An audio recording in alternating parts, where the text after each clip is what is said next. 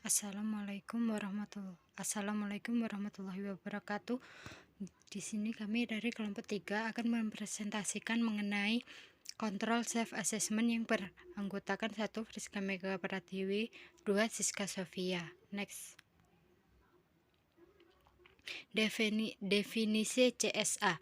IIA mendefinisikan CSA sebagai proses yang mana efektivitas pengendalian internal diperiksa dan dinilai.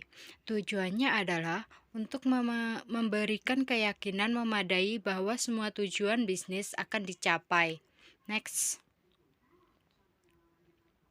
Manfaat CSA bagi manajemen: menumbuhkan kesadaran manajemen tentang tanggung jawab atas penilaian risiko dan pengendalian aktivitas organisasi, meningkatkan efektivitas dan efisiensi pelaksanaan atau proses aktivitas, membantu manajemen dan staf dalam melaksanakan tugas dan tanggung jawabnya, serta pertanggungjawaban manajemen risiko dan pengendalian internal yang efektif.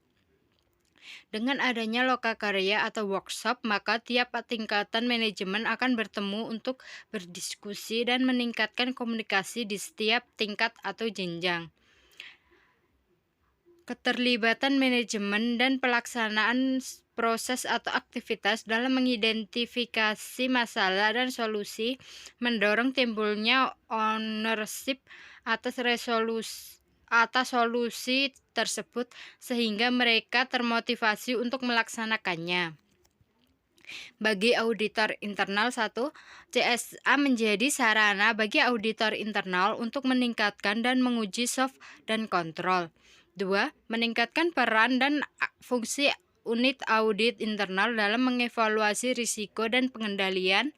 3. Tanggung jawab moral auditor internal dalam membantu audit dengan memberikan saran dan rekomendasi perbaikan. 4. Memperoleh gambaran tentang audit yang lebih fokus,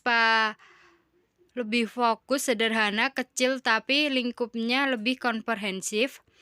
Yang kelima, CSA akan memberikan gambaran bagi auditor tentang proses pengendalian yang tersedia dan risiko sehingga dapat berkonsentrasi pada area-area yang memiliki tingkat risiko yang tinggi. 6. Proses CSA dijalankan oleh para pelaksana atau proses atau aktivitas sebagai the true expert. Hal ini akan meningkatkan efisiensi sumber daya audit dan mengurangi kebutuhan keterlibatan auditor. Yang keenam, merefleksi auditor sebagai konsultan bukan sebagai polisi. Bagi komite audit, 1. Informasi yang dihasilkan dari kegiatan CSA menjadi lebih tepat waktu memperoleh informasi yang luas mengenai kondisi pengendalian internal di organisasi secara menyeluruh, meningkatkan pemahaman atas risiko dan pengendalian, efisiensi penggunaan sumber daya dalam proses audit. Next. Baik, untuk selanjutnya yaitu proses dan program audit CSA. Yang pertama, lokakarya. Contoh penerapan program CSA. Proses CSA dibagi 5 tahap, yaitu sebelum lokakarya pertama, setelah lokakarya kedua, setelah lokakarya kedua. Survei dengan pengisian kuesioner, yaitu dengan pengendalian lingkungan, risiko, kegiatan pengendalian, informasi, dan komunikasi. Kemudian pemantauan. Yang ketiga, ada wawancara secara terstruktur. Dalam menyusun daftar pertanyaan, dapat mengikuti langkah-langkah sebagai berikut.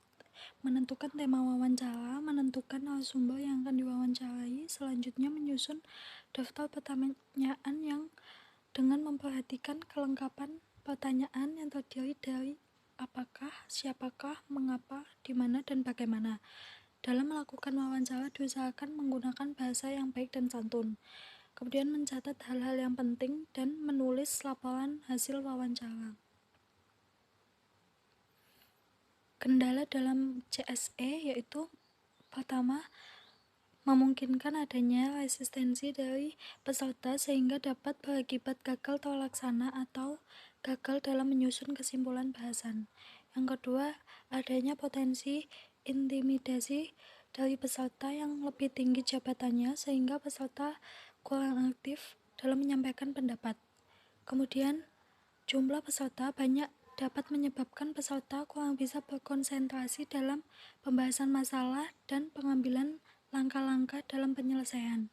Yang keempat, dari hasil final pembahasan terkadang rekomendasi telah disepakati dan ditindaklanjuti kurang diperhatikan pada saat diimplementasikan.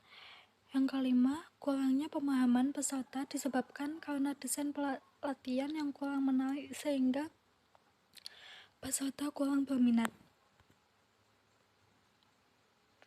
Demikian presentasi kelompok kami. Apabila ada kurangnya mohon maaf. Sekian dan terima kasih.